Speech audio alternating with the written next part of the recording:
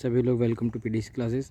Like share subscribe कर दीजिए, जिससे और लोग जो नहीं पढ़ पा रहे हैं वो भी आप यही वीडियो देख पाएँ और ज़्यादा से ज़्यादा लोग तक ये वीडियो में पहुँचाने। कल हम स्वर पढ़े थे, स्वर के आगे का चीज़ ही आज पढ़ेंगे। वर्ण विचार नाम से है यहाँ पे, कल व्याकरण नाम से था। ठीक है, तो आज यहाँ पे वर्ण विचार के नाम से चलेगा। लाइक शेयर सब्सक्राइब करते रहें। देखते हैं, कल हमने कुछ टाइप पढ़ लिया था, स्वरों के स्वर जो थे उसके प्रकार पढ़ा गया था। उसमें कुछ हमने देखा था कि जीभ के हिसाब से, होठों के अनुसार किस प्रकार से दीर्घ स्वर, हास्य स्वर और प्लुप्त स्वर उसके मात्रा के हिसाब से हमने देखा था। आज हम देखेंगे कुछ और प्रकार से जो कल छूट गया था, स्वरों का वर्गीकरण। आज हम यहाँ पे देखेंगे मुख के खुलने के आधार पर, मुख खुलने के आधार पर, मुख द्वार के खुलने के आधार पर कितने प्रकार के होते हैं। मुख द्वार के खुलने के आधार पर पहला विवृत स्वर। विवृत स्वर जिन स्वरों के उच्चारण में मुख पूरा खुलता हो, जैसे आ, जैसे कि आ, जिन स्वरों के उच्चारण में मुख पूरा खुलेगा उन्हें क्या कहते हैं, विवृत स्वर कहा जाता है। उसके बाद नंबर 2 पे आता है अर्धविवृत स्वर। जिन स्वरों के उच्चारण में मुख आधा खुलता है उसे अर्धविवृत स्वर कहते हैं, जैसे आ, ए, बड़ा ओ और आ। ये चार स्वर जो हैं ये अर्धविवृत स्वर में आते हैं। अब आगे जैसे कि दिया गया है अर्धविवृत स्वर, अर्धसंवृत स्वर। अर्धसंवृत स्वर क्या होता है भाई, ध्यान दीजिए। अर्धसंवृत स्वर वह स्वर जिन स्वरों के उच्चारण में मुख आधा बंद रहता है, जैसे ए और ओ। इन स्वरों को क्या कहते हैं, अर्धसंवृत स्वर। आप इसका उच्चारण करते रहे, उच्चारण करने से आपको एक अलग से एग्जाम्पल मिल जाता है। जैसे कि हमने कहा ए और ओ, आप सिर्फ सुन के ही नहीं, आप समझ के और करके भी सीखिए। और उसके बाद आता है संवृत स्वर। उसके बाद आता है संवृत स्वर। संवृत स्वर में जिन स्वरों के उच्चारण में मुख पूरा बंद होता है, जैसे ई, उ आदि। अब ये जो ऊ वगैरह आप जब बोलेंगे तो आप खुद पाएंगे कि इसका उच्चारण स्थान क्या है और ये किस प्रकार से बोला जा रहा है। जैसे अब आगे मेन टॉपिक चलता है, सभी स्वर सघोष होते हैं। सभी स्वर क्या होते हैं भाई, स्वघोष होते हैं। सघोष और अल्पप्राण, सघोष और अघोष क्या होता है, ये चीज़ें अभी आगे डिफिनीशन पूरी बता दी जाएगी। जैसे कि आपको दिया गया है सघोष और अघोष दो प्रकार के होते हैं। सघोष को ही घोष भी कहा जाता है, सघोष या घोष। आगे इसी में कहलाया जाता है अघोष। ठीक है, अब देखेंगे इसमें क्या है, अल्पप्राण। अल्पप्राण और एक होता है महाप्राण। ठीक है, अल्पप्राण और महाप्राण सभी के बारे में भी आगे चर्चाएं हम करेंगे। ठीक, देखिए अब यहाँ से आगे चलता है आपका व्यंजन। व्यंजन के अंदर ही हम अल्पप्राण और महाप्राण के बारे में जानेंगे। व्यंजन में क्या होता है, जिन वर्णों को बोलने के लिए स्वर की सहायता लेनी पड़ती है उन्हें ही व्यंजन कहा जाता है। व्यंजन जिन वर्णों को बोलने के लिए स्वरों की सहायता, कल भी हम बताया था व्यंजन वर्ण था, जैसे कि ये, और इसको आ की सहायता से बोला जा रहा है, मतलब कि किसको, का को आ की सहायता से बोला जाता है। मतलब का यहाँ पे क्या है, व्यंजन है। ये क्या है, स्वर है। ये क्या है, वर्ण है। ये व्यंजन नहीं है, ये वर्ण है, ये स्वर है, और ये क्या है, व्यंजन में आएगा।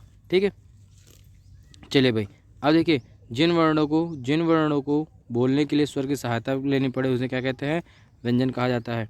अब दूसरे शब्दों में इसी को देखेंगे, व्यंजन उन वर्णों को कहा जाता है जिनके स्वर उच्चारण में स्वर वर्ण की सहायता ली जाती है। चाहे आप ये याद रखें, चाहे ये याद रखें, स्क्रीनशॉट ले लें, आपको नोट्स बनाने में अच्छा रहेगा। लाइक शेयर सब्सक्राइब करते रहें, नोट्स बनाते रहें। नोट्स बनने से ही आपको ज़्यादा से ज़्यादा अच्छा लग पाएगा और हमेशा याद रहेगा। ठीक है, हिंदी वर्णमाला में व्यंजनों की संख्या कितनी होती है, व्यंजन मतलब का से लेके क्या पूरा वर्ण की संख्या, वर्णमालम व्यंजन, सिर्फ व्यंजन, इसमें स्वर नहीं, सिर्फ व्यंजनों की संख्या कितनी होती है भाई, 41 व्यंजनों की संख्या मानी गई है कुल मिला के व्यंजनों की संख्या। जैसे में इसने यहाँ पे लिखा हुआ है, जैसे में ध्यान देंगे हम, का से लेके छ, ये अलग आप छोटे बच्चों में नहीं पाते हैं, जैसे का ज्ञा तक मिलता है बस खाली हमें। ठीक है, अब में ये अलग सब कुछ मिला के 41 वर्ण होते हैं। ठीक है, आगे चलते हैं भाई, मानक देव। अब यहाँ पे देखते हैं किसको क्या कहा जाता है, किसको क्या कहा जाता है। ध्यान दीजिए, ये जो ये हैं, ये सभी आपके क्या कहलाते हैं भाई, स्वर कहलाते हैं। ये सभी आपके क्या कहलाते हैं, स्वर कहलाते हैं। और स्वर की सभी की मात्राएं दी गई हैं, जैसे बड़े आ की मात्रा, छोटे आ की मात्रा कुछ नहीं, वो उसी में जुड़ जाता है, जैसे हम बार बार बता चुके हैं का वगैरह लेके, ठीक है, वो उसी में जुड़ जाएगा। ई, छोटी ई की मात्रा, बड़ी ई की मात्रा, छोटी ई की मात्रा, छोटा ऊ, बड़ा ऊ, ये सभी मात्राएं हैं। अब का वर्ग, ये पूरे समूह को, एक पूरे समूह को ही का वर्ग कहा जाता है। ये पूरे समूह को, सेकंड रो, इसको क्या कहते हैं भाई, चा का वर्ग कहते हैं, मतलब पा तक पूरा वर्ग में ही चलते हैं। उसके बाद अंतस्थ व्यंजन, यर अलावा, ये कल भी बताया गया था, यर अलावा अंतस्थ व्यंजन है। उस व्यंजन श, स और स, ह, ये क्या है, ओष व्यंजन है। संयुक्त व्यंजन छ, त्र, ज्ञ और स्र, ये संयुक्त व्यंजन है। द्विगुण व्यंजन जो है वो आप देख पा रहे होंगे। आगे चलते हैं अनुस्वार और आगत वर्ण। अनुस्वार और आगत वर्ण भी आप देख लीजिए, स्क्रीनशॉट लीजिए। आगे चलते हैं जिससे कि आपको नोट्स बनाने में हेल्पफुल हो, ठीक है। हम ये एकदम क्लियर कर देते हैं जिससे कि नोट्स बनाने में एकदम अच्छा रहे, हेल्पफुल रहेगा, तो बढ़िया रहेगा। चलिए भाई, अब कंठव्य, तालव्य, ये सभी चीज़, उच्चारण स्थान क्या क्या होते हैं ये ध्यान देंगे। यहाँ पे देखेंगे कंठ से बोले जाने वाले को क्या कहते हैं भाई, कंठव्य। जैसे कि आ, अब यहाँ पे सिर्फ एग्जांपल है, सिर्फ एक ही दिया गया है, आपको पूरा भी कंठव्य में क्या क्या बोला जाता है नीचे पूरा टेबल बना हुआ है, वो देखेंगे समझेंगे। पहले यहाँ समझ लीजिए, तालु की सहायता से जो वर्ड बोले जाते हैं, उसको क्या कहते हैं, तालव्य कहते हैं। जो शब्द, जो वर्ण तालु की सहायता से बोले जाते हैं उन्हें क्या कहते हैं भाई, चा। जैसे एग्जाम्पल में दिया गया सिर्फ एक चा, अभी और भी है, देखेंगे अभी। मूर्धन्य की सहायता से बोले जाना, मतलब मूर्धन्य होता है, मूर्धा की सहायता से बोले जाने वाले शब्द समूह को क्या कहते हैं भाई, मूर्धन्य कहते हैं, जिसका एक एग्जाम्पल टा। दांतों की सहायता से बोले जाने वाले दंत, या फिर कहीं कहीं पे दंतव्य भी होता है, दंतव्य, ठीक है, इसको दंतव्य भी कहा जाता है। उसको सभी को दंत, जैसे कि एग्जाम्पल में दिखाया गया है। ता, एक वर्ग। होठों की सहायता से बोले जाने वाले होस्ट, जिसे पा, और भी बहुत सारे वर्ड हैं।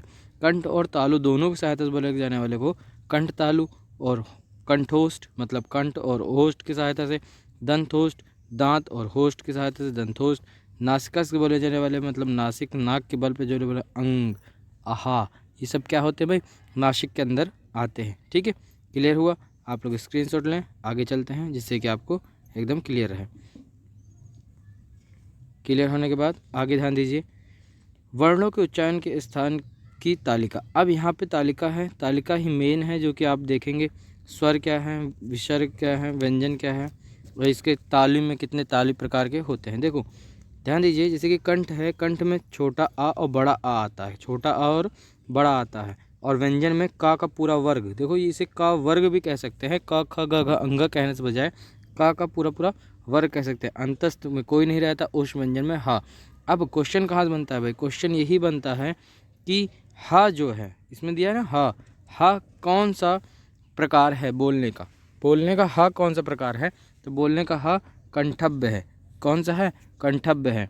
और या तो फिर पूछ लेगा यह कौन सा प्रकार है, तो यह क्या है, तालव्य है। ये कभी रेयर केस में ही पूछता है, इसको तो बहुत ही रेयर केस में पूछेगा, क्योंकि ये सबको रटा हुआ होता है। चा वर्ग कंठव्य, चा वर्ग तालव्य, का वर्ग कंठव्य, मूर्धन्य टा वर्ग, दंतव्य ता वर्ग, और होस्ट पा वर्ग, ये सभी को याद रहता है। इसलिए ये इसमें से बहुत रेयर केस, बहुत कम में ही क्वेश्चन पूछे जाते हैं।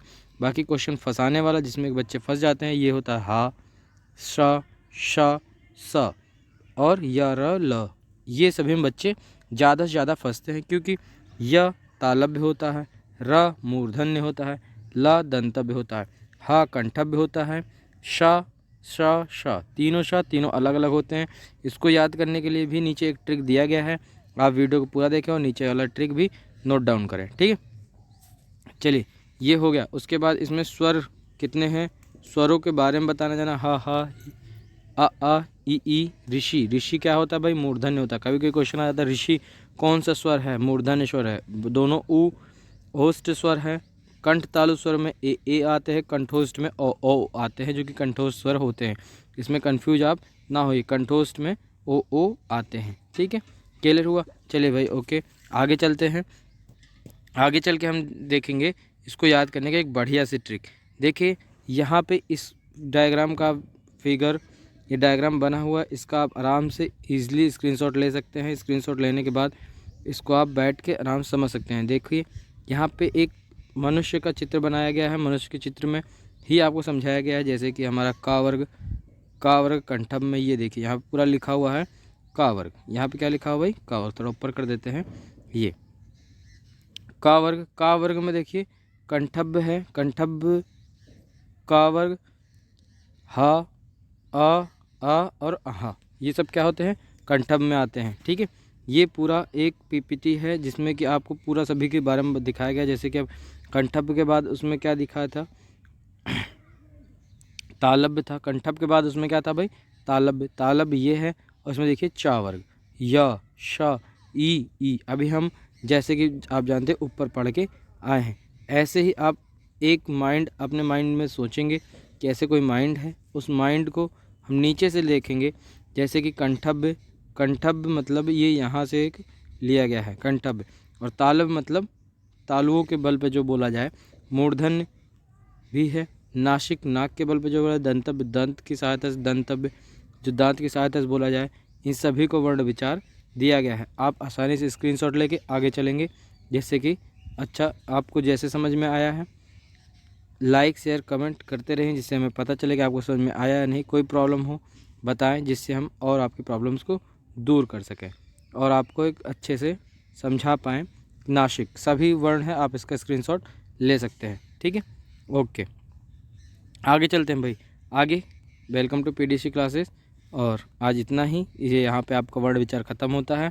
वर्ण विचार ख़त्म होने के साथ साथ अब आगे संधि समास से जुड़ी हुई हिंदी में बनेगी, या तो फिर 9 से लेकर 12 तक के मैथें बनेंगी, जिसमें आप सभी अपने फ्रेंडों को जोड़ें और उनको बताएं। हिंदी, मैथ, साइंस और हिस्ट्री सभी क्लासेस की चलेंगी और कंपटीशन लेवल भी चलेगी। और आप सभी लोगों को जोड़ो, जितना ज़्यादा इसमें लोग जुड़ेंगे हमारे साथ, उतना ज़्यादा हमें पढ़ाने में अच्छा लगेगा। ठीक है, आज का विचार क्या है, कभी भी अपनी हार मानने से पहले, कितना बढ़िया विचार है, ध्यान दीजिए। कभी भी अपनी हार मानने से पहले एक आखिरी प्रयास जरूर कर लेना चाहिए, क्योंकि उस समय आपके प्रयास के साथ साथ आपका अनुभव भी आपका साथ जरूर देता है। ध्यान दीजिए, कभी भी अपनी हार मानने से पहले एक आखिरी प्रयास जरूर कीजिएगा, और हो ना हो आप सफल जरूर हो जाएंगे। उस आखिरी प्रयास में आपका प्रयास ही नहीं, आपका अनुभव भी आपका साथ देगा और आप जरूर सफल हो जाएंगे। That's it, clear.